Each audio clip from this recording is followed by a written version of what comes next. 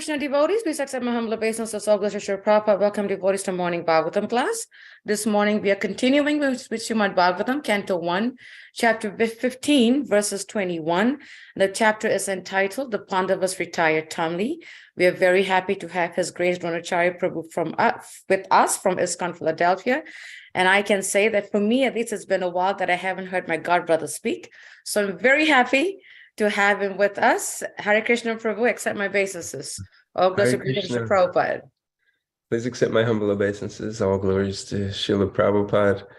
It's so great to be with all the Harrisburg family today. You're right; it's been a little time, but it's just always so special, especially on a Monday morning to start the week off. And I'm glad you're with us, Prabhu. I really am. And it's all yours. Yeah, I keep thinking about that installation day. When I see you, I think of that too. When I hear from you, I think of that. It was just so ecstatic, and the community is so vibrant there in Harrisburg, and just a very special moment. I'm so happy honored and grateful to be a part, of that. And I'm so happy that you came. I'm so happy that you're part of it, and you were in it, and you were everywhere with it. Yeah. Okay, Srimad Bhagavatam. Should do Jai Radha Madhava? Probably like a couple of minutes since it's almost 8:10. Okay, we can just get started right into. Yeah, no problem. Bhagavatam? You can start with Prabhupada's pranams and go straight into it. Okay. Sure. Nama Om Vishnu Padaya Krishna Prastaya Bhutale Srimate Bhaktivedanta Swami Niti Namane Namaste Saraswati Deve Gauravani Pracharine Nirvishesha Shunyavadi Paschati Deshatarine. Om Namo Bhagavate Vasudevaya.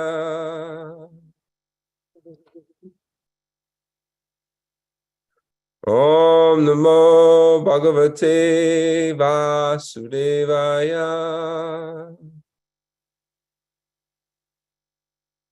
Om Namo Bhagavate Vasudevaya. Narayanam Namaskritam Naram Chaiva Narottamam Devim Saraswatim Vyasam Tato Jayam Udirayet Nasta Prayeshu Abhadreshu Nityam Bhagavata Sevaya Bhagavati Uttamashloke Bhaktir Bhavati Naishtaki. Before reciting Srimad Bhagavatam, one should first offer one's respectful obeisances unto the Supreme Lord, Narayan, unto Narayan Rishi, the supermost human beings, unto the goddess of learning, Mother Saraswati, and unto Srila Vyasadeva, the author. And by regular attendance in classes on Srimad Bhagavatam, and rendering service to the pure devotee, all that is troublesome to the heart becomes almost completely destroyed, and devotional service unto the Supreme Lord becomes established within one's heart as an irrevocable fact. So text 21, the meter of these verses is like the Brahma Samhita meter of chanting.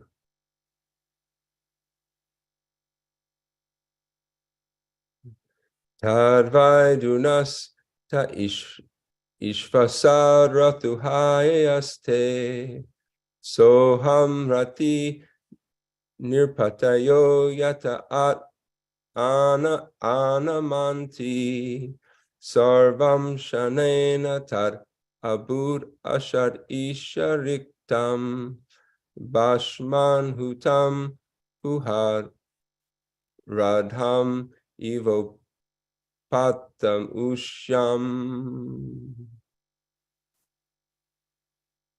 tadvaidunasta ishvarsara rato hayaste soham rati nipatayo yata atamanti sarvam nanena tad adbud ashar ishariktam bashmam hutam hu hakaradham evotam ushyam. The synonyms: tat, the same. Vai, certainly. Danhu te, the same bow. Ishava, arrows. Saha, the very same. Rataha, chariot. Kahate, the very same horses. Saha, aham, I am the same Arjuna. Rati, the chariot fighter. Niptayo yaha, all the kings. Yataha, whom? At manti, offered their respects. Sarvam, all. Shnanena, at a moment's notice. Tat, all those. Abhut, because. Asat, useless. Isha, because of the Lord. Riktam, being void. Bashman, ashes. Hutam, offering butter. Kuhaka radham, money created by magical feats. Eva, like that. Uptam, sown. Ushyam, in barren land. Translation and purport by His Divine Grace, Srila Prabhupada.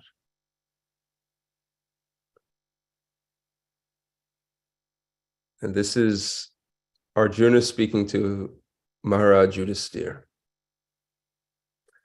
I have the very same Gandiva bow, the same arrows, the same chariot drawn by the same horses. And I use them as the same Arjuna, to whom all the kings offered their due respects. But in the absence of Lord Krishna, all of them, at a moment's notice, have become null and void. It is exactly like the offering clarified butter on ashes, accumulating money with a magic wand, or sowing seeds in a barren land. Purport. As we have discussed more than once, one should not be puffed up by a borrowed plumes. All energy and powers are derived from the Supreme Source, Lord Krishna, and they act as long as He desires and ceases to function as soon as He withdraws. All electrical energies are received from the powerhouse, and as soon as the powerhouse stops supplying energy, the bulbs are of no use. In a moment's time, such energies can be generated or withdrawn by the supreme will of the Lord. Material civilization without the blessings of the Lord is child's play only. As long as the parents allow the child to play, it's all right. As soon as the parents withdraw, the child has to stop. Human civilization and all activities thereof must be dovetailed by the supreme blessing of the Lord. And without His blessing, all advancement of human civilization is like a decoration on a dead body. It is said here that a dead civilization and its activities are something like clarified butter on ashes. The accumulation of money by a magic wand and sowing seeds in a barren land. Om Agena Timbarandasha Gyananjana Shalakaya Chakshur Umilitam Yena Tasmai Shri Guruve Namaha. I was born in the darkness of ignorance, and by the grace of my spiritual master, He has opened my darkened eyes with the torchlight of knowledge. I offer my respectful obeisances unto Him.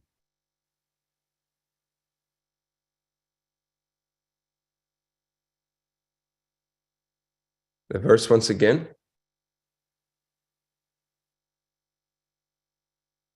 Actually, I want to go back, before I read the verse, I want to go back and read, I guess it was Friday's verse, the previous verse, because it makes sense in in connection to when you read the two of them.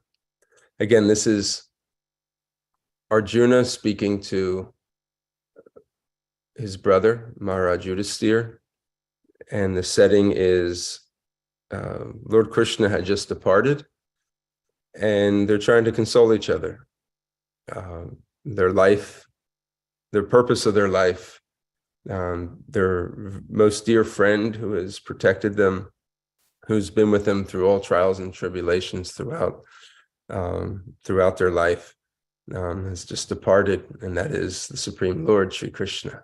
So they're trying to console each other, and they're just recounting all of the activities that they've done together and how, by the grace of Lord Krishna, all of it had been possible.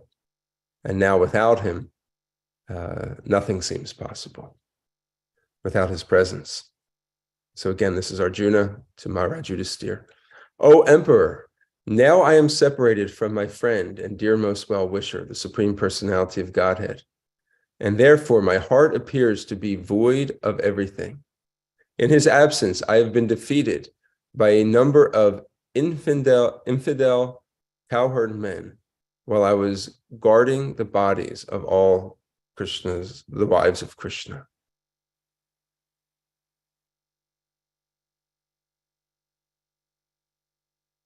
And today, I have the very same Gandiva bow, the same arrows, the same chariot, drawn by the same horses, and I use them as the same Arjuna, to whom all kings offered their due respects. But in the absence of Lord Krishna, all of them at a moment's notice have become null and void. It is exactly like offering clarified butter on ashes, accumulating money with a magic wand, or sowing seeds in a barren land. This is actually really beautiful, that Krishna is saying this. And Arjuna being celebrated as one of the greatest warriors in the history of the world. And he's just coming off saying, I've been defeated by these more or less powerless cowherd men. I fought with demigods. I fought with some of the greatest warriors to ever come across this planet at the time. And I've defeated them all. They all offered their respects to me. And here, how is it when I'm using the very same weapons that I used to kill these great personalities? The same horses, the same arrows. And these were no ordinary. This Gandiva bow was given to Krishna. It came from, given to Arjuna from the demigods. The arrows, he was benedicted that his quiver of arrows would never run out. And the horses also were given, and the chariot that he was on was given. And the horses, these are all given as gifts by the demigods. Arjuna was half man, half demigod. His mother, Queen Kunti, but she conceived in a very mystical way through mantra with Indra. So his father was Lord Indra, king of the heavens. And he had all these powers, and he was trained in, by Dronacharya and Grandfather Bhishma. Grandfather Bhishma also, his lineage was, his mother was Ganga, the great goddess. So he was also trained in the heavens as well. So, and he's saying, I have all these same weapons that I was empowered to use to fight in the battle of Kurukshetra and to fight against these great personalities. And I was victorious. So how is it these kind of weakish people were able to defeat me? And he comes to the understanding that it was never him. It was always Lord Krishna. And that Lord Krishna is the source of his power. And it was never him. And in the same way, it's never us. And that is the lesson to be learned here. Srila Prabhupada starts off the purport that say, we have discussed more than once. So this is no new concept that is being introduced. That we should not be puffed up by borrowed plumes. Plumes are feathers that people put together and they put in their hats. And it makes their hats beautiful. Sometimes they say it's another feather in your cap. So your accomplishments are like feathers. And if you walk around with feathers or plumes in your hat, that just shows you how many accomplishments that you've had. If you're a warrior, how many battles you've won. If you're a business person, how many millions of dollars you have. Or if you're whatever, a governor or a president or a mayor, how many times you've been elected. So we see that sometimes people have now on their coats, how many times they've been given an award. And these accomplishments, whenever anything is accomplished in this world, it gives great confidence to the person. It's often said, especially in motivation, that just let a person accomplish something, because as soon as they accomplish something, their confidence begins to build, and then they'll want to increase and go further. I'll tell a quick story just about this principle of the power of accomplishment. I used to be part of this running club, and it was designed to empower the homeless. It was called One Step Away. The idea was that everybody is one step away from being homeless, and at the same time, the homeless are really only one step away from getting their life back together. And there's not a whole lot that really separates us, just some bad karma, or like what they like to say, bad luck, that comes around them. So we'd wake up in the morning early, around 5 o'clock in the morning, and we'd go running with the homeless people. And this organization would provide them sneakers and shirts and sweatpants and stuff like that for them to do it. And after they got good enough running on a set basis, so say 5 miles a week, and then it moved up to 10 miles a week, and then they would run races. And then once they ran the races, they got a medal. And you could see just the change in their lives just by going out and doing a goal-directed activity and being successful at it. And it actually would change people from becoming homeless. If they showed that they could for a year do a goal-directed activity, be consistent in showing up, and their confidence just started to build. And then they started to re-enter the workforce again. And then this program gave them the support to do so. And I remember just seeing the change in people, the transformation in their lives, just by accomplishing something. And the more we accomplish, our more our confidence begins to grow. And this isn't a bad thing, because we want to accomplish things, but we want to do it with the right consciousness. So accomplishment, thinking that we are the doer, we're just mistaken. We'll be let down. We'll become frustrated. We want to accomplish things in knowledge for Krishna's pleasure, for Krishna's purpose. So therefore we have to act, we have to be motivated. But as Arjuna is learning, that this only happened because of Krishna's power. And if we think we're the doer, and we become proud because of it, we'll eventually wind up in distress. And they say, pride happens before the fall. So what does that mean? It means that before that, as a person is accumulating, accomplishing various successes in this world, they become proud of what they've accomplished. And they think that they have done it. And then what happens soon after that?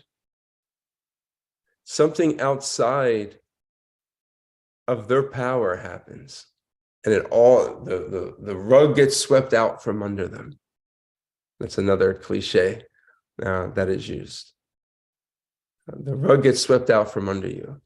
Or what really is happening is Krishna is withdrawing his potency. And then we really see that actually everything that was going really well for me all of a sudden has now disappeared. The analogy that Srila Prabhupada gives is of a light bulb.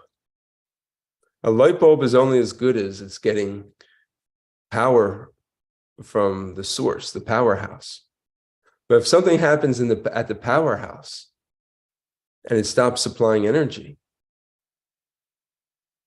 maybe there's some electrical issue, maybe there's a storm and it knocks out power to the powerhouse, then the light bulbs are of no use. They can't survive on their own.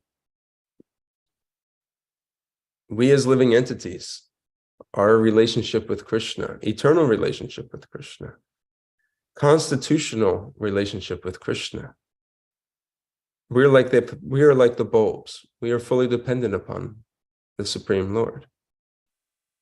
So when that powerhouse goes out, it's not that we can sustain ourselves or have any value to ourselves. It's just like decorating a dead body. Those bulbs, they may look pretty, but they don't serve their actual function. Krishna says in the Bhagavad Gita, he says in the 10th chapter, he says, I am the strength of the strong. I am the ability within man. And he's demonstrating to Arjuna in his teachings that everything that is great in this world, that he is actually the source of it.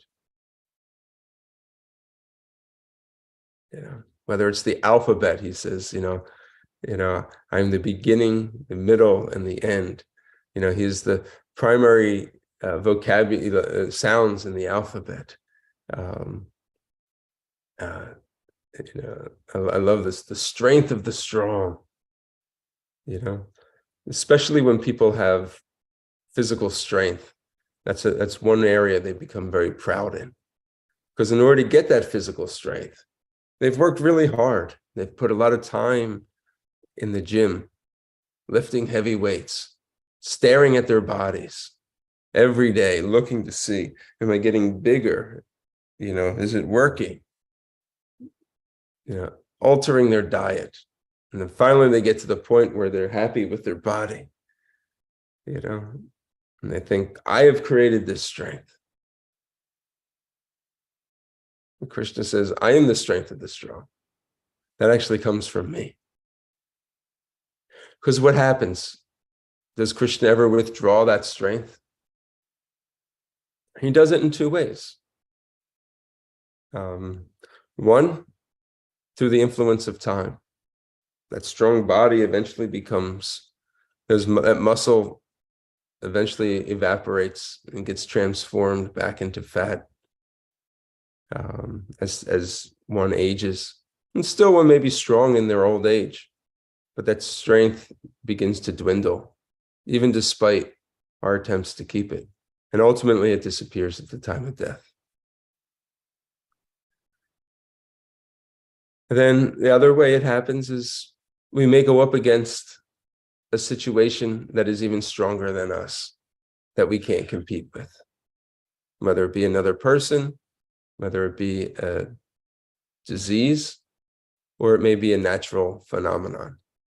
We know this to be adi atmic, adi bodhic, and adi daivic. Sometimes it could be a situation that our bodies just can't handle. And despite how strong it is, we may become overcome.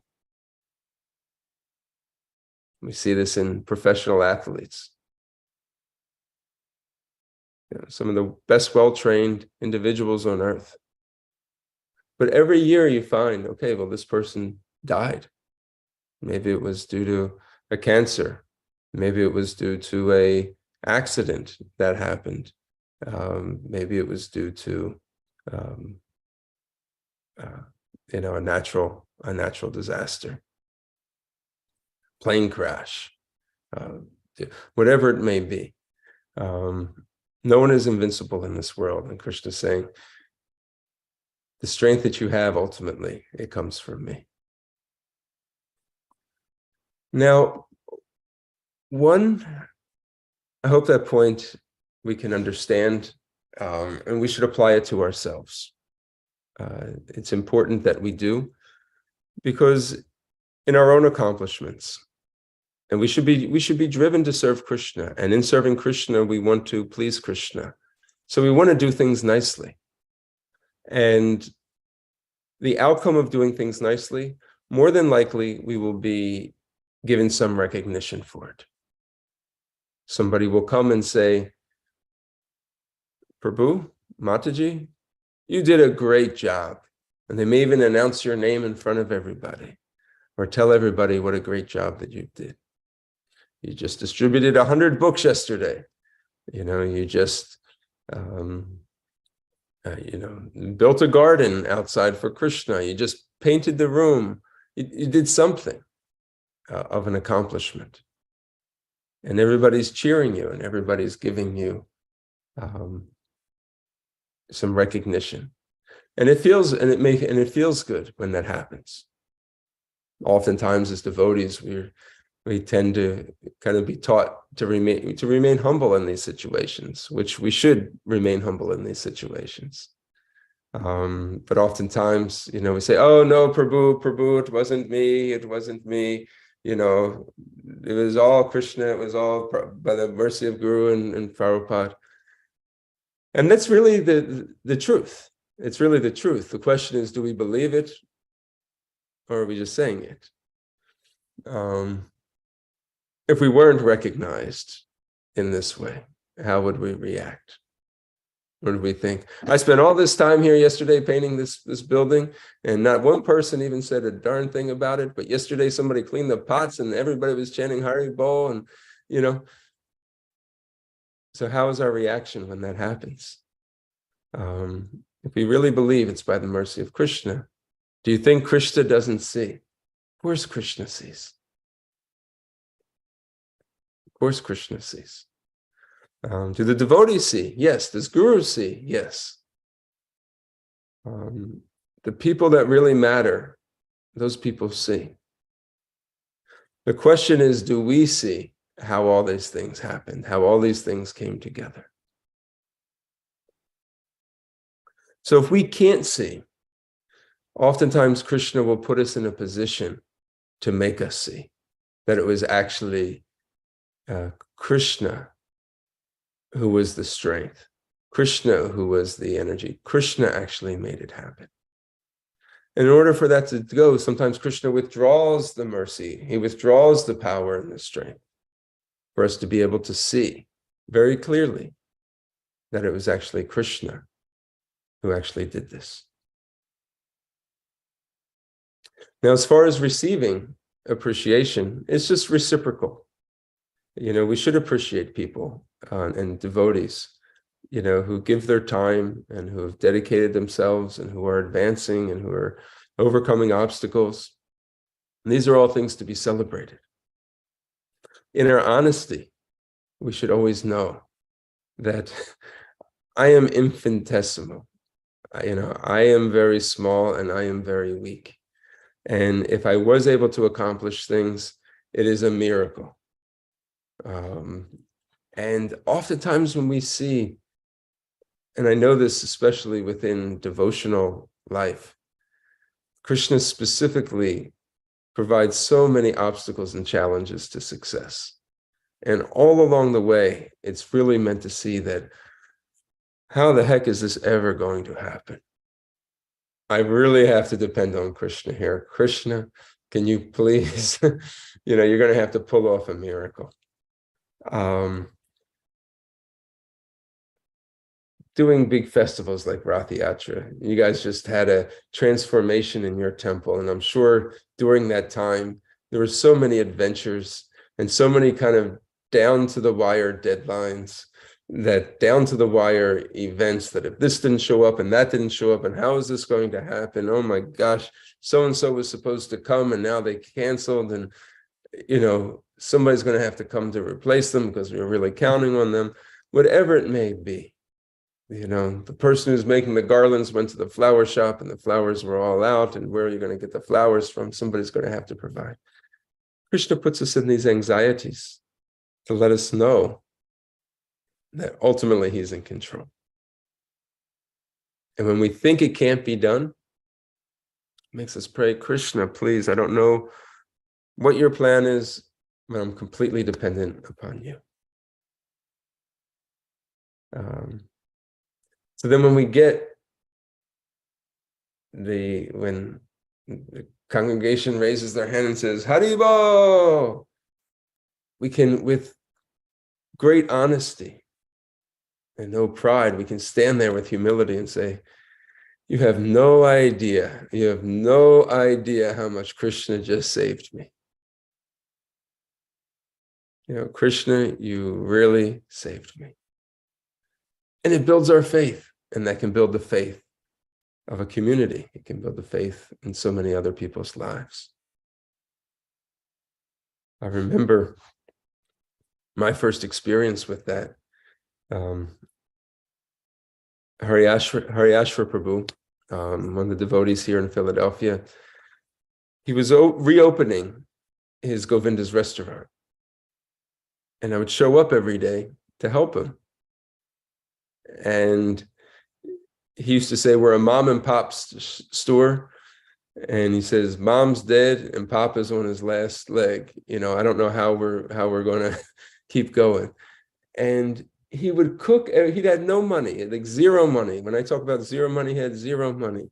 He had enough money to buy enough for that day to cook and serve. And whatever he got from that day, he would go and buy more products, more produce, more boga, and then cook it and serve it for the next day.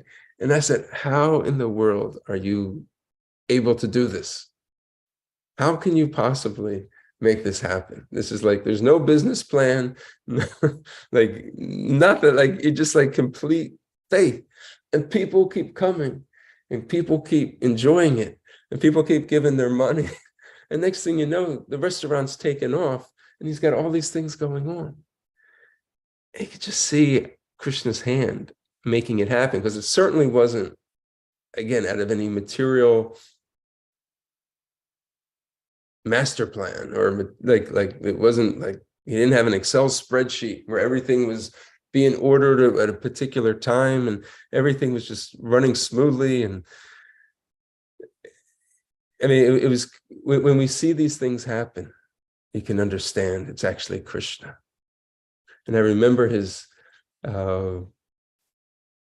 he would always say, when people say, oh, you run the restaurant, he says, no, Krishna runs the restaurant. Krishna runs me. So therefore the restaurant runs me.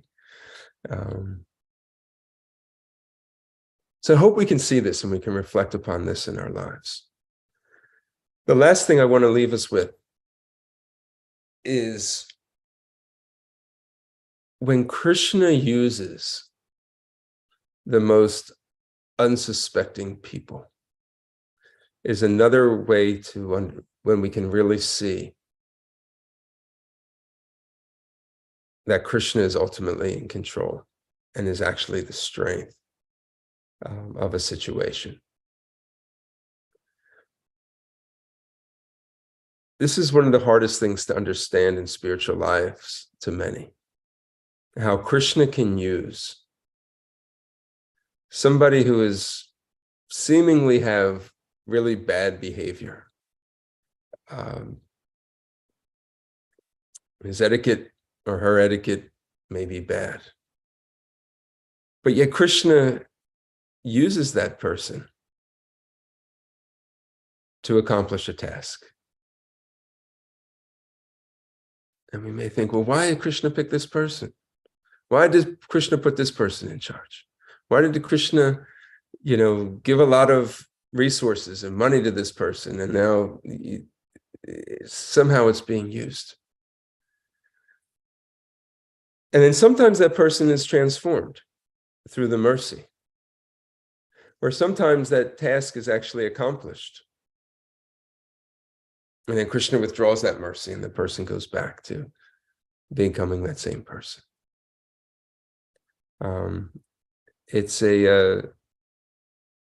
Sometimes it tests people's faith to see that happen. The person may, who knows, he may have been a thief. The person may have stolen. They may just have bad behavior, bad language. And Krishna uses that to make people see that he's completely independent. And also that anyone can be used in the service of Krishna. And that ultimately Krishna is the power behind it all. He is that powerhouse. He's the one that is supplying it all.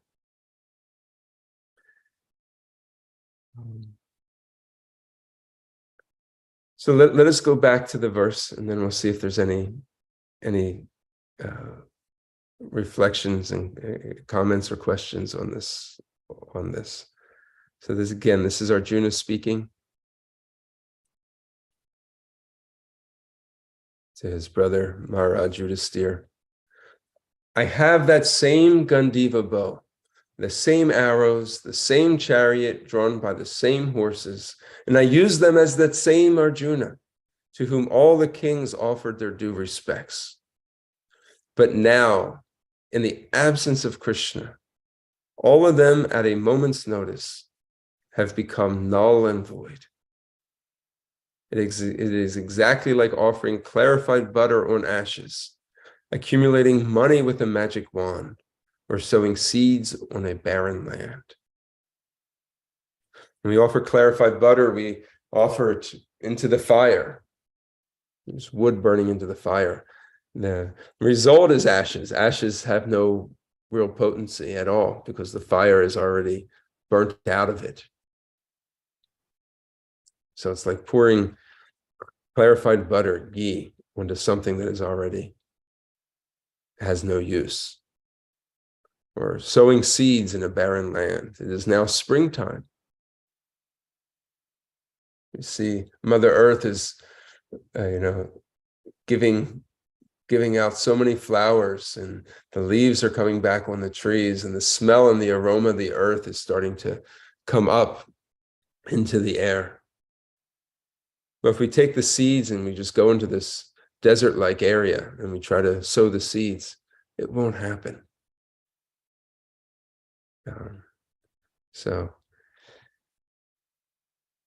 Okay, we'll stop here, see if there's any reflections or comments.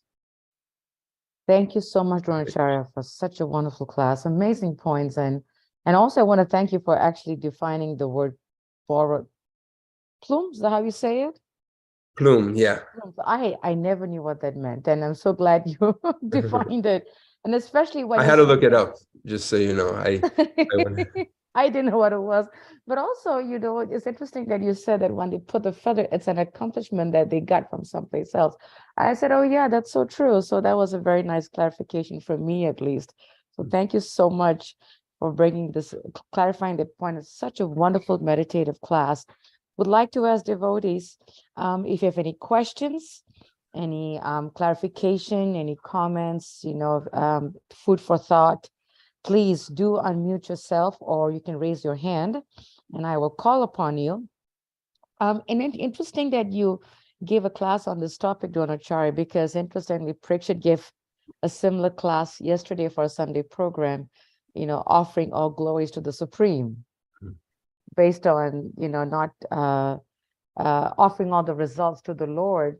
And what was coming to my mind is, yesterday and even in this class, is I see in today's time, like the current age, like in the modern age, as they say, many young people, and I think it's more common with the young, but then again, I don't know, might be with the older, they are very attached to their merits. I did this, because of my hard work and this and that. And it sometimes worries me that, do they really take some time to realize that that source of energy is coming from the Lord? So how can we really, what's the word? I probably pass on, but how can we really pass on that understanding to the current devotees, the group, and to the future, that everything is from the Lord, no matter how much they work for it? Like, how can we really, exude that mood? Yeah. It's a good question.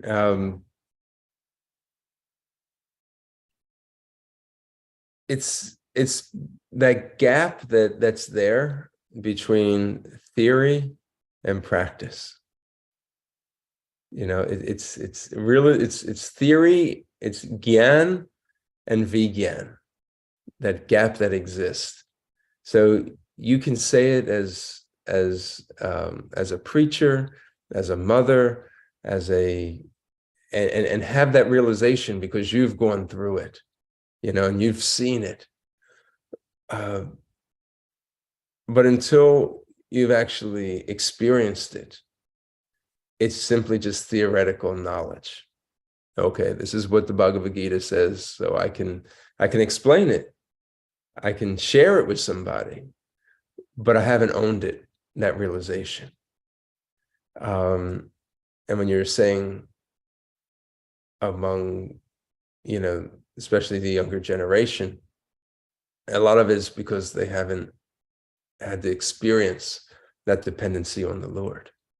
And when you find a young person who, due to circumstances in their life, has had an opportunity to depend upon the Lord, and the Lord, seeing the Lord as the provider, because we all know that the Lord is providing regardless, but sometimes we don't see it that way. Why? Because, parents are always providing, or if you had to provide for yourself, I had to work for it and I had to do it, and provide for myself. And one thinks themselves to be the doer in that way, or they think that, ultimately, parents or family, they're providing for me. So yeah, it's nice to say that God, let's pray to God, let's go to temple, let's go to church and, give thanks to God. It's a good thing, it can't hurt, right? We don't want to make God unhappy with us, but they don't really see that they haven't been saved, in the truest sense, from this notion that I am in control, and that I'm saved in the sense that, understanding that actually Krishna is in control, and I have to depend upon Krishna, and I have to connect myself with Krishna. And when a person has that realization, that gap all of a sudden is like, whew, now I understand. Now I'm living, that lesson from the Bhagavatam class. Now I understand what Krishna was saying in the Bhagavad Gita. And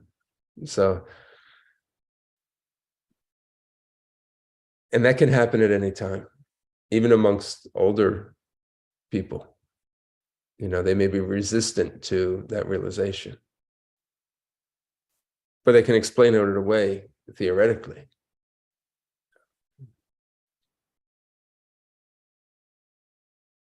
That nice point, Dronacharya, very nice. Yeah, it's, we have gone through it and we pass it on.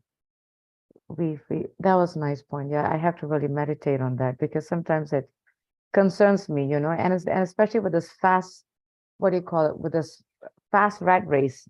It's just getting faster, the rat race. It concerns me sometimes, when I see the young people like, I got it. Kind of a mood. Yeah, So that was a very nice point. yeah. Xavier has a nice question here. Hare Krishna Prabhu, please accept my humble obeisance to Salvation Prabhupada. Thank you for the great class. How do we stay even keeled through not only our success, but in our failure as well? Mm. Good question. Mhm. Success and failure, Krishna tells us, are like the opposite sides of the same coin. In life, we're going to have some success, we're going to have some failure. And Krishna, one of the main teachings that Krishna teaches us in the Bhagavad Gita, apart from undivided devotion to him, which is the main part of the Bhagavad Gita, is that throughout our success and throughout our failure, we have to remain, as you said, even keel. And that comes from knowledge, and from knowledge comes detachment. And that comes from understanding that it doesn't depend solely on me. There's endeavor, and then there's action. But ultimately, Krishna is the deciding factor. And Krishna, in the terms of the modes of material nature itself, there's a lot of other contributing factors. But so when failure comes, only the way we look at it is first with detachment. Okay, there's going to be some successes, some failures. As a principle, we have to remain neutral. We can ask ourselves, in this moment, what is being required of me?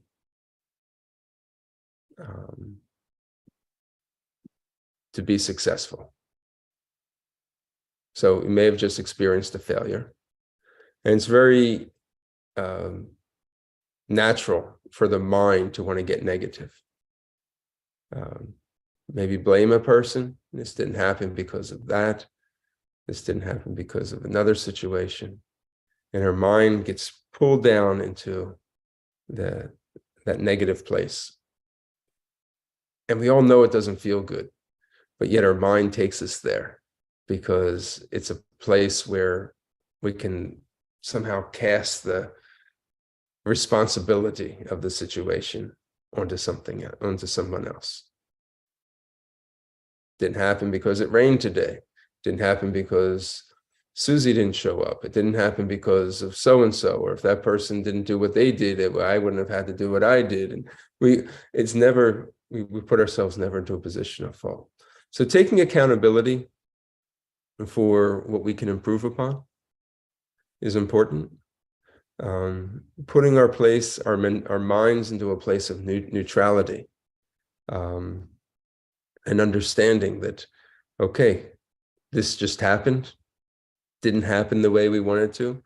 We have to improve upon it. Now, where do I begin? Let me reflect. And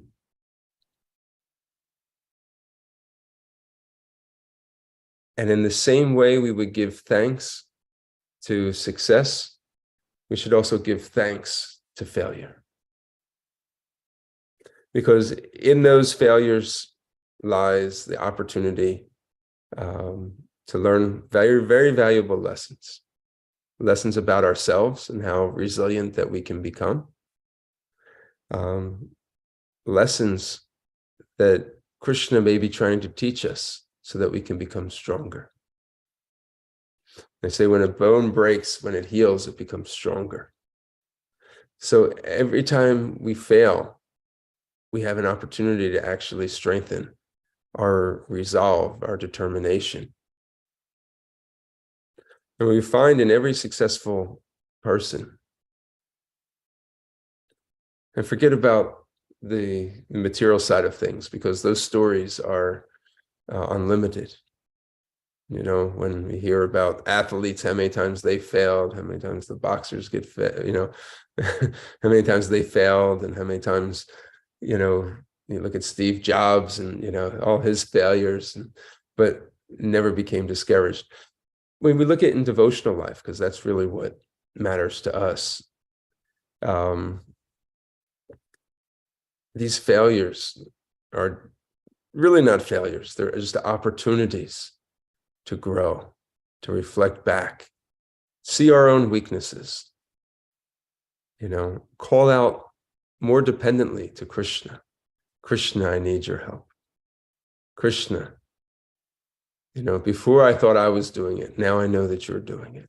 I just want to become a puppet in your hands. Whether I succeed or fail, the main thing for me is that I always am thinking about you. And that is actually my success. I just want to render some honest service for the pleasure of you and your pure devotees. You know, and Srila Prabhupada came over to the West, and he was on the Jaladuta, and he was writing his diaries. You know, he said, you know, the success, Krishna, is dependent upon you. Who am I? I have very little ability. He says, if you want to make me a success, you'll make me a success. He says, you have named me Bhaktivedanta. He says, now, if you want to fulfill the purport of this name, you know, you'll have to do so. You know, he told Krishna, he says, please make them understand. He says, I won't be able to do it myself. So in our failures, we will find actually things about ourselves that we may never have known. A greater resolve, a greater dependency, and greater strength. And then we see actually Krishna was just testing us so that we can become even better, a better servant to him.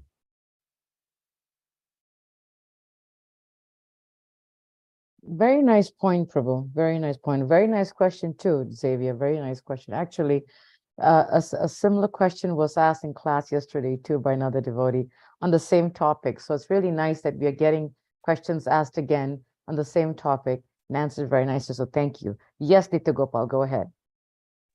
Hare Krishna, everyone. Dandavat Pranam. Jai Srila Prabhupada. Thank you Hare so Krishna, much for Prabhu. such a wonderful class, Prabhuji. Hare It's Krishna. nice.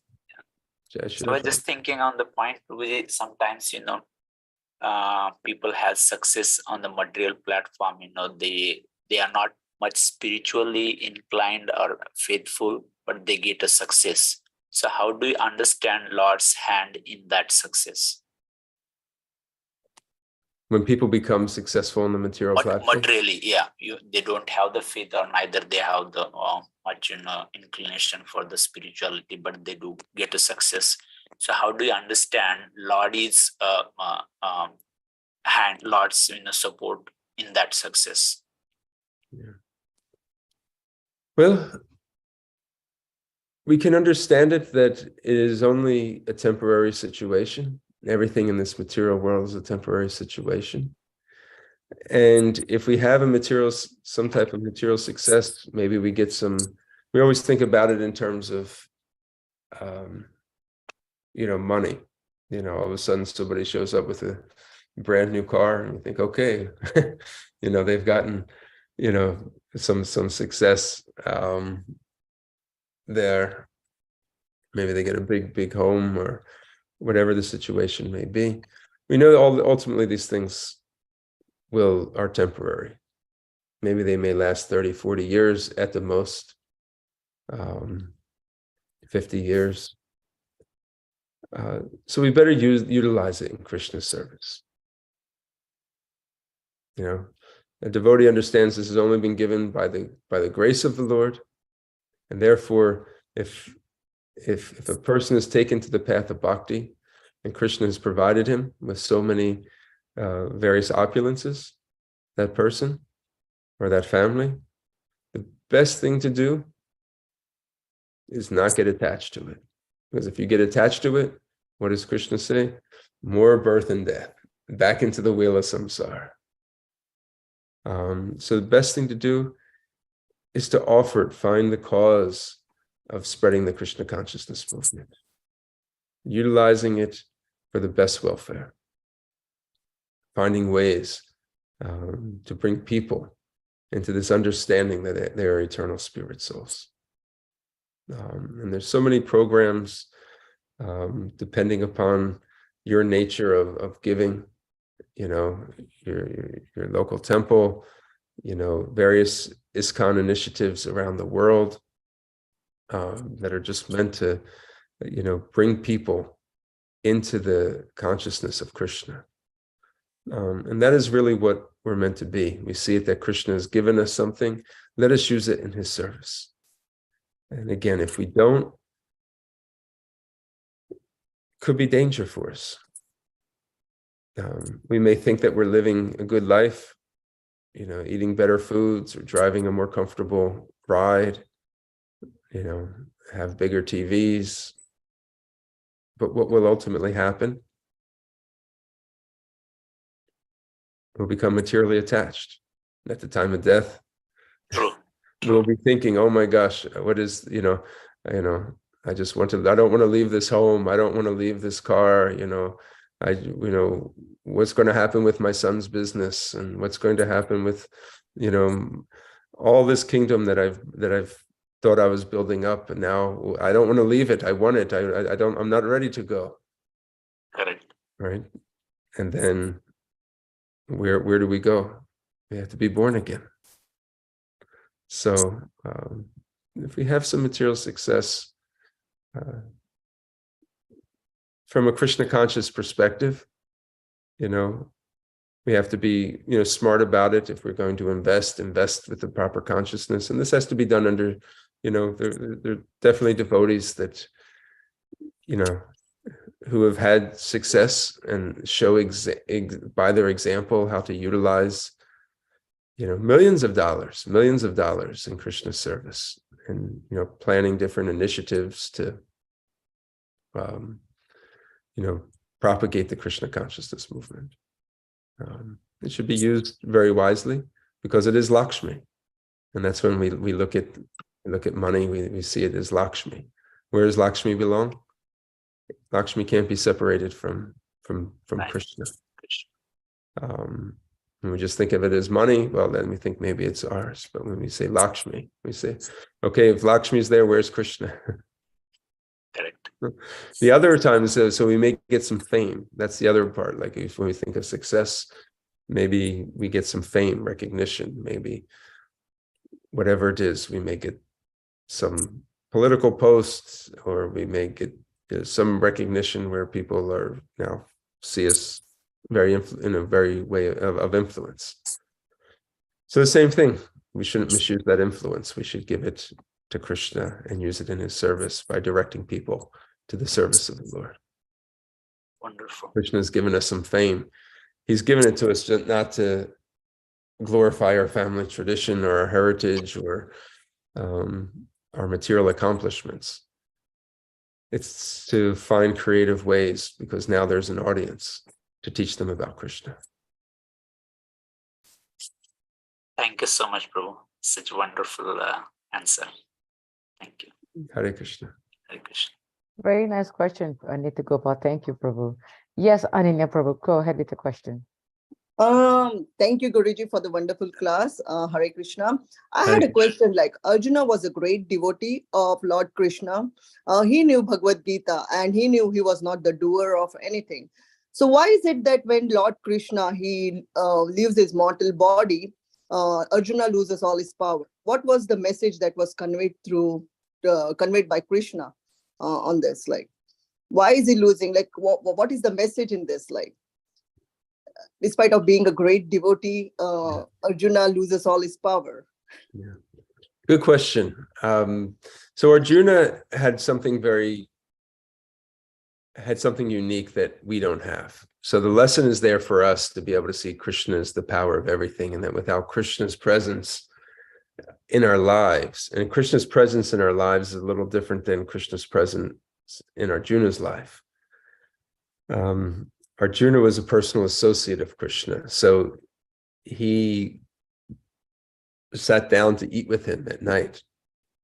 Sometimes they would sit up and they would talk. They were very good friends, best friends, you could say. And Arjuna sometimes would reflect and say, oh my gosh, how could I? Sometimes I would joke with Krishna and I would say, oh Yadava, which was kind of like Krishna's family parentage or lineage was maybe a little different than Arjuna's. Arjuna came from the Kurus, and they considered themselves a little higher than the Yadavas. So sometimes he would joke with them, like, "Oh, you're a Yadava," and so he had a very personal friendship relationship with them. So in the absence of that, Arjuna started reflecting back, like, now I don't have anything. I am, all my powers have gone. So he physically saw like it evaporate before his eyes. Now, but he was in the personal presence of Krishna. Like I said, they were best friends on a very personal relationship, very personal way. He reflected that, Krishna, you came as my charioteer, and I let you do that. I forgot you were like the Supreme Lord, and I let you do that. Like, obviously I wouldn't have taken service from God, but because of our relationship was so close, I let you do that.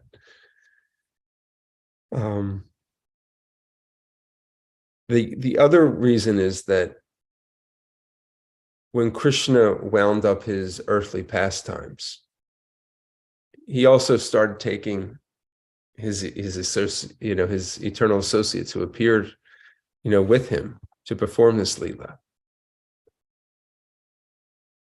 back with him, to the next. Now the Pandavas, Srila Prabhupada says, they always are there in Krishna's worldly pastime. So whenever Krishna comes into the material world, and Krishna had gone to another universe, Pandavas, went with them. So it was his way of, Krishna's way of basically wrapping up these earthly pastimes. Krishna left, then his devotees began to lament, how can I live in this world without Krishna? In fact, Krishna was the only thing worth living for. And now I picked up that bow that I used to kill, demons with. And it seems like it's just been de-energized. Everything is gone. Why is it? Why is it when I pick up my feet, they feel like lead weights? I used to be able to run so fast. Why is a simple task now so difficult? And the only thing Arjuna can come to the conclusion with is that the source of my existence has now disappeared. I just want to be back with Krishna. So the name of this chapter is the Pandavas, retire. So the Pandavas are going to retire now because Krishna has left, and they see no other reason to want to live in this world.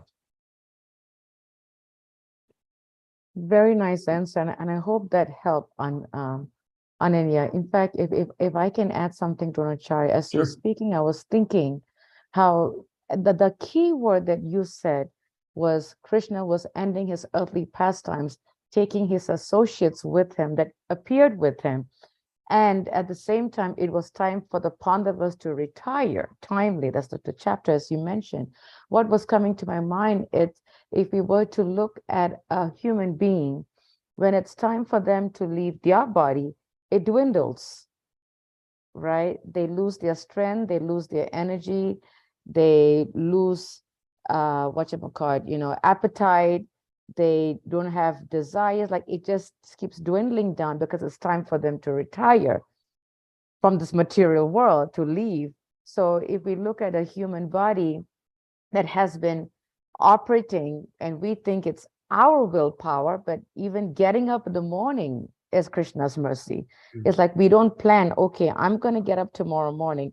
The Lord can decide to take us that night if he wants to. I mean, we've heard people leave their bodies in their sleep. So, but getting up next morning is also by the mercy of the Lord. But everything that we do, the walking, the sitting, the working, everything is the Lord's, the Lord's mercy. But when it's time for the person to leave, everything shuts down. The body starts shutting down because the Lord is saying it's time for you to leave. And then once the body starts dwindling, then we know that, okay, it's time for me to leave. So that's what's coming to my mind, Dronacharya, as you were speaking, how the Lord really runs our life. I don't know if that makes sense, but that's what was coming to my mind.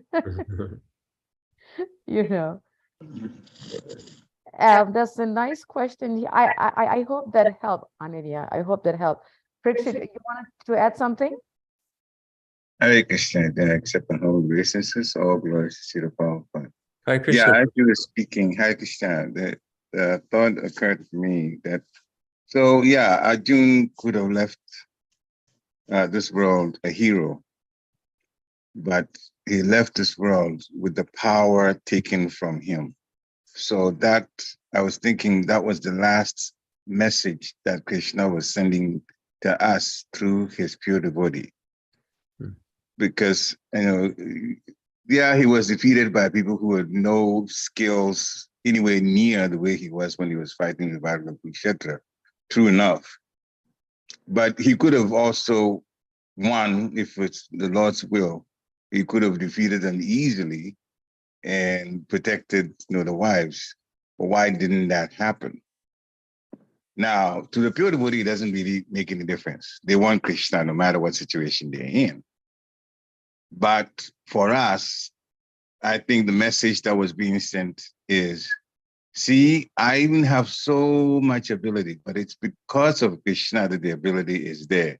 So Krishna wanted to point out, using Arjun's situation, that he is really the one behind everything. So we had to see Arjun weak first. It didn't have to happen, but the weakness of Arjun is to teach us a lesson. That when we think we are so strong, see, even the greatest, look, when Krishna left, the power was taken away from me. So the power can be taken from us at any time. So the power does in fact come from the Lord and not from our own endeavors that sometimes we tend to think. Maya makes us think. That's what was coming to me. Hare Krishna. Jai. Thank you, Prabhu. So nicely said. That was nice. Yes, very nicely said. There's a question in the chat that I'm going to read, and then from that we'll go to Bhakta. But I'm very happy to see such wonderful questions coming up. It's so nice. Dear Krishna said, thank you for the nice class. Isn't this also true that we worry about success or failure when we are self-centered and worry about what others will think? Just like a small child, when he falls down, he will cry if he sees others were observing him. When parents ignore, the child just stands up and start doing whatever he was doing like nothing happened. So he's asking, is that because it's self-centered? That because we are worried about what others will think, that's why we are so concerned about success and failure? Many times, yeah. Yeah. We don't want to, no one wants to be seen as a failure, right? It's embarrassing, it's humiliating. And as a result, oftentimes people will lie, cheat, deflect, to prevent that from happening.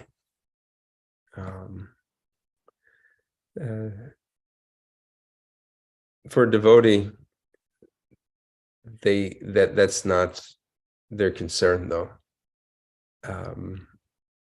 They want to be successful, not for themselves, but they want to be for the pleasure of the Lord. They define success in a different way. Is the Lord pleased with this action? And if they fail, their failure is not that the task didn't get accomplished. They want to make sure that they're Krishna conscious the whole time. Now, if you're rendering service to, say, your spiritual master or to the devotees or to the local temple, or you want to accomplish the service that you meant to do. Like, say you're serving the deities, it's like, okay, well, I got to be there on time, and I want to, perform the artik, and I want to dress them very beautifully, and I want to cook a meal for them. So there is some like success in completing that activity, and not completing that activity, you'd feel incomplete about it. So we want to be, you could say, successful in completing the service. But as part of that is also the success of your consciousness in thinking about Krishna. That I'm doing this for the pleasure of Krishna. I'm doing this not how people are going to look at me as a person, but in fact, even if people don't even see me, I'm not going to be bothered by it. I just want to be able to please the Lord. I'm just thankful for the service. And that is the success. On the material platform, you're exactly right. People just, they look at the situation, they think, okay, how am I going to look? How are people going to look at me? Are people going to think less of me or more of me based upon this action? And as a result of that, I'm going to adjust how I do it accordingly. We have to graduate from that mentality. That's the way we may come into a situation into Krishna consciousness with. But as we move through Krishna consciousness, we don't become concerned so much about what people think or what people say. We're concerned more with, what is Guru seeing? What is Krishna seeing? They can see the heart, they can see the consciousness.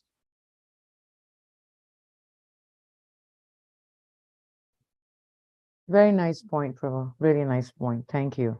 Dr. Brett, please go ahead. So nice to see you. Harivol. Hare Krishna, Prabhuji. Please accept my humble obeisances. All glories to Srila Prabhupada.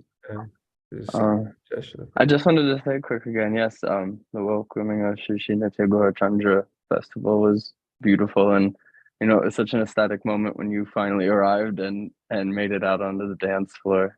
It's like your spiritual master is there with you every time. You get on there with the youth and the older devotees. It's just, I don't know. It's, you have to be there. You have to experience it. Your association is always a blessing. But Prabhuji, my question, upon reading this purport and digesting the questions I've heard, when I think of discussion with devotees and non-devotees alike, I hear a lot of the same worries. Young people want to be understood. They want to feel accepted. The worries they come with, they feel as if they're socially awkward, or they have these anxieties that come about. And as you explained, a lot of this forgetting of Krishna comes because we're envious. We want to see ourselves in a different way. We want to know how we're perceived. But Prabhuji, my question: when we get past all that, how can we truly understand that we can't pursue our purpose if there isn't acknowledgement of the super soul? Like as you said, you performed, helping people. We can lose everything at a moment's notice. Like the homeless people you assist, you're one paycheck away from becoming that. How do we keep Krishna at the center and acknowledge the super soul? Because I feel as if without that, we can't pursue purpose.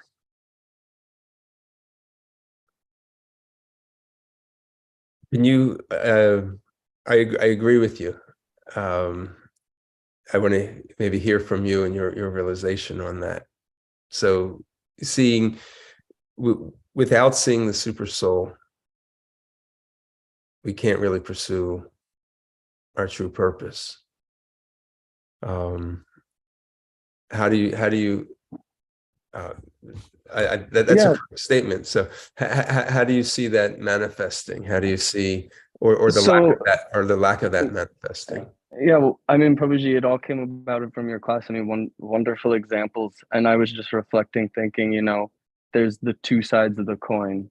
When it comes to these plumes we're awarded, you could be the overprivileged 25-year-old who's had everything handed to them their whole life.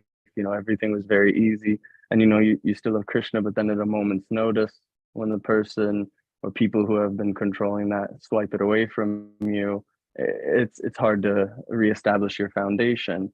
And then on the other side of that, if you're, the downtrodden, never had anything, you may be hopeful, but at the same time are bitter for those who are the haves. And then you may fall into turmoil, you may fall into addiction, and you really don't know how to get yourself out of it. So, whether you're on the privileged who lost that privilege or the one who was never privileged and then just fell deeper, they're both in that similar mindset of, well, how can I get out of this? And no matter what your efforts are, if you don't have Krishna, there really is no hope. And in America, we always hear this mundane common phrase, pull yourself up from your bootstraps. You got this. You just gotta drink water, get 8 hours of sleep, like just do it. Like you can get over the anxiety and the envy and the depression and just do it. But in all reality, you can't. And we need those people who are pursuing a purpose where they have that acknowledgement of the super soul, who are building a community. Like you blew up with smiles when you even gave praise to Hari Ashrava Prabhu. And I blew up with smiles when I heard of the nonprofit endeavors you did with the homeless. There are these downtrodden individuals who do want the help. They do realize that they can do it or what they have to do, but they're not using the tools to their best ability, like the purport said, but in the absence of Lord Krishna, all of them in a moment's notice have become null. So they're thinking, but it's null and void. And we can't pull ourselves up from the bootstraps. So we need the devotees to lean on. We need other individuals, who are on that path and who are trying to, in the best of their ways, acknowledge the super soul daily and pursue their purpose. And made me think of like the self-help world. Like in the self-help world, we always hear, take time for yourself, make yourself a better individual. So you can, as Balabhadra Prabhu always says, shine your light onto others. As long as you have that little spark left from the powerhouse that is Krishna, you can at least touch another light bulb and hope they light up a tiny bit. And that's, all we have. And then that was my question, really, is it true that we can't really pursue a purpose, make ourselves better to hopefully build on our greater community of devotees without acknowledgement of the super soul, consistently for whatever that's worth, without having, acknowledging these judgments arise when we have these interactions. And you even said in your discussion, some things come from the most, what did you say, the most, I guess, peculiar devotees or someone you wouldn't expect, whether it be good or bad. So thank you. I enjoyed hearing you talk about that. It was really nice. And all the devotees, all your questions and comments were really nice. I benefited a lot from this. Thank you. Thank you, Prabhuji. None of it would have came if it wasn't for being here for your class. The only thing I'll mention to that is that that is why the greatest charity that we can give to somebody is the charity of knowledge, transcendental knowledge specifically, not mundane knowledge, but transcendental knowledge.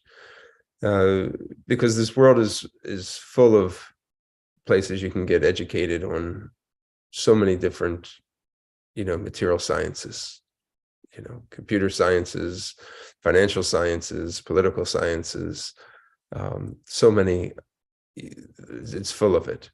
And Prabhupada said, there's no department for the soul. He went to MIT, one of the best colleges in America, and he says there's you have so many departments of material science, but where's the department of the soul? And he was making the point that without understanding that we are souls and not bodies, and that ultimately, as you're saying, a super soul is actually in control of everything, and everything is actually the manifestation from the super soul. We're just going to continue to go around in this circle of samsara, repeated birth and death. And regardless of our current material situation, that will change, whether it's this life or another life or another life. But without that knowledge, we think that this is all I have. This is all that exists. The suffering that I'm going through or the pleasure that I'm going through, we think that this is actually me. And that is the illusion. And when a person finds out that this isn't them, there's this epiphany that happens that, wait a second, this is what's really happening? Okay, I can understand. There's laws of karma. And maybe the suffering that I'm going through is due to me experiencing this karma. Or the gifts that I've been given, it's due to the karma. It's actually not been, something was kind of coming to me anyway. But let me not get involved in this. Let me get out of this system. We see this world as a jail. We think, okay, well, I may have a good jail cell, or I may have the nice clothes, or I may have the top floor of the jail where, the sun comes in, as opposed to the bottom floor of the jail where, it's always dark and cold. But when we actually get knowledge that actually there's a world outside of the jail, and here's the process to understanding, how to actually get released from this jail. And then we start pursuing that. We're not so concerned whether I'm on the third floor, or the second floor, or the first floor, or what's being served for lunch today.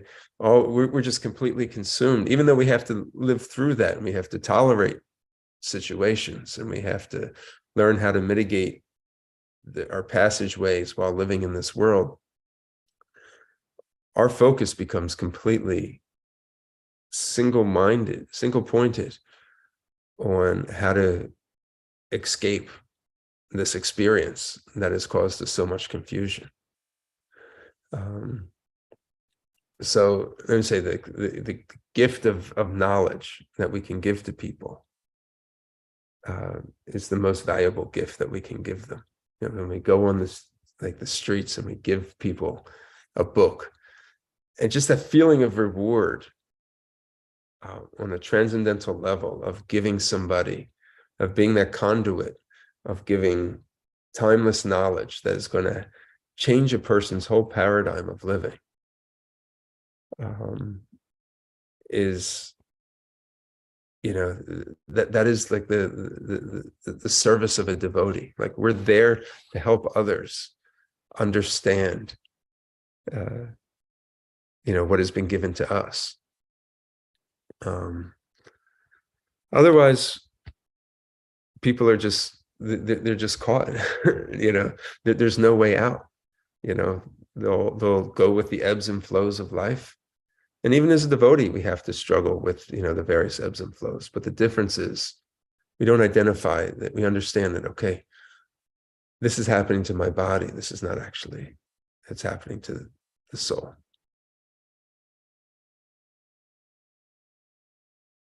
Thank you. I mean, it's very, very, very thoughtful comment and question that you had. I enjoyed hearing you talk about that. Thank you, Prabhuji, and thank you for sharing the pastime about Hari Ashtava Prabhu. Just to hear of a devotee, like you said, who that's all they had was Krishna, and they were still pursuing the purpose to the fullest ability. So thank you. I mean, even before reaching out to Mother Anasuya, Hari Ashtava Prabhu was one of the devotees I heard, other devotees around my age, praise so heavily before even meeting him. So it was nice to hear that as well. So thank you, Dronacharya. Hare Krishna. Thank you so much. Very enlivening, reflective, food for thought questions. I really enjoyed this class, and I'm very inspired by the questions because I'm hearing and learning and able to reflect and see from different viewpoints. So thank you all for joining us. And thank you, Dronacharya, for really stirring up wonderful questions with the devotees here. And we thank all of you for joining us. Vanchakraptibhyascha, Kripasindobevacha, Patitanam Pavanebhyo, Vaishnavebhyo Namo Namaha, Srila Prabhupada Ki Jai. Jai. And thank you, Dronacharya, for sticking out a little longer. answering Thank you these to all questions. the devotees. Made the morning really wonderful. Yes, it did. Srila It really Prabhupada, did. thank you. Really did. Thank Look you. forward to Have your a wonderful association day. You again. too. Hope to see you soon, Drona. Hare Krishna. Hare Hare Krishna. Krishna. Great Have a to hear- wonderful day, great to hear you. devotees. Haribol. Hare Krishna. Hare Krishna. Hare Hare Krishna. Krishna. Hare Krishna. Very beautiful. Jai Jai Shri Srila Prabhupada. Prabhupada. Jai Gurudev. Hare Hare Krishna. Xavier. Krishna. Hare Hare Krishna. Krishna.